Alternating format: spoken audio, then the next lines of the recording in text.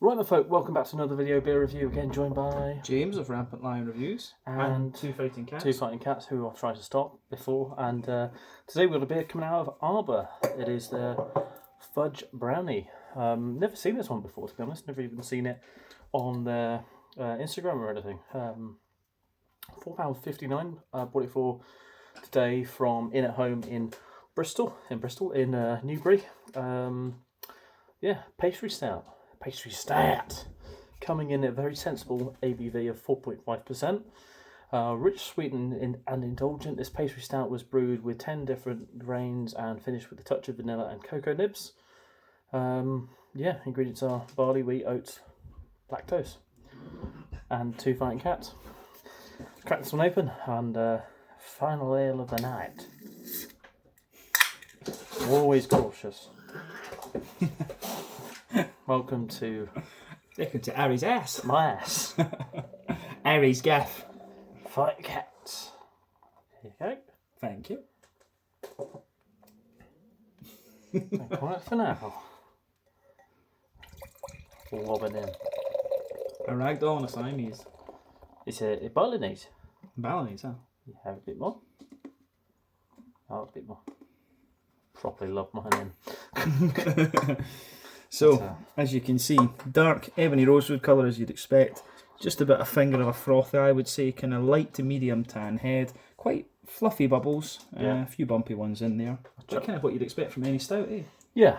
Oh, smells Does smell very nice. really good.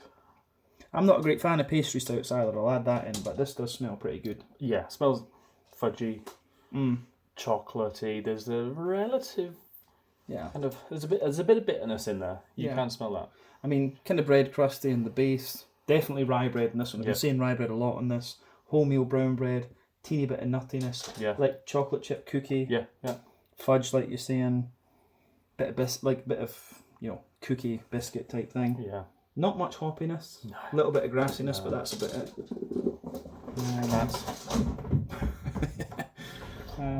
We touch you like black currant or. You know, we'd gone down the line of creme brulee in my mind. There's a bit of that in it. That's a good shout, yeah. I don't really like the granola kind of thing that you often get in these stouts. So I'm curious to see. I've never had a low ABV one. Quite often they've either tasted a marzipan or granola. Yeah. And they've been big high ABV ones. Yeah. Yeah. Dive in. Cheers. Slanja.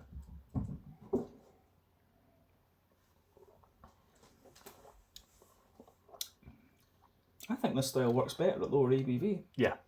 Definitely. Yeah. It's really smooth.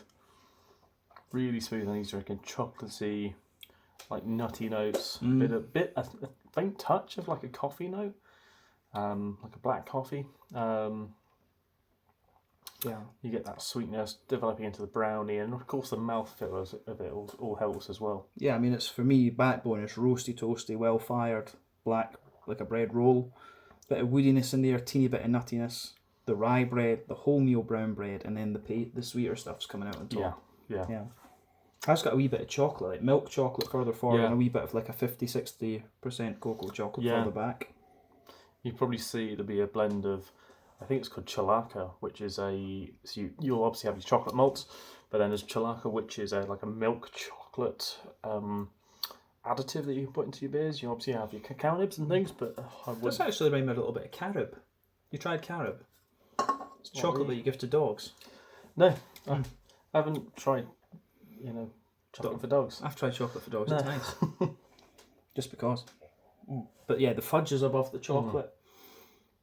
Bit of a straight up caramel in the middle of the palate, but not too much. More of a dry fudgy, like vanilla fudge type thing. You could imagine them doing it well, like a 9% version of this.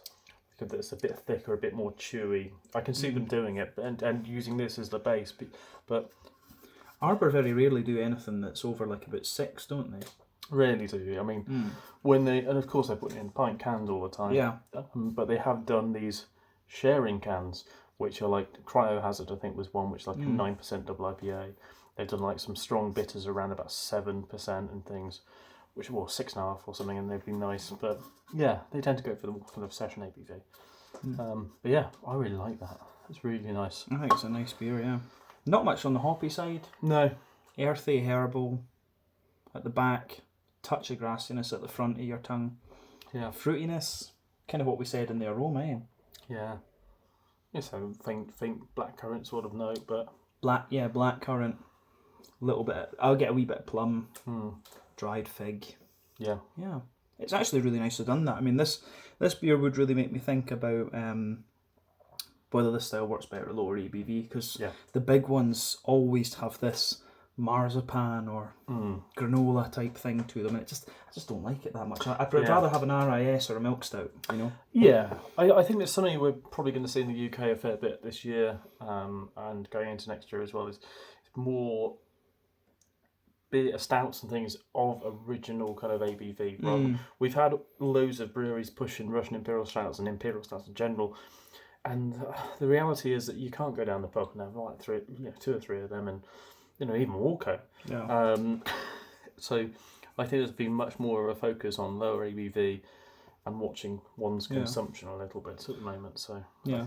No, I mean, for me in Scotland, it was always March of the Penguins from Williams Brothers, or it's Old End. That's more a porter, I believe, than a stout, right enough. But these two things, it's only really mouthfeel. It's the difference between porter and stout and the fermentation temperature. But that's very good. Yeah, that's a very really nice beer. Yeah. So Arbor, see it about yourself. The Fudge Brownie. Give it a go. Yeah. See you next one.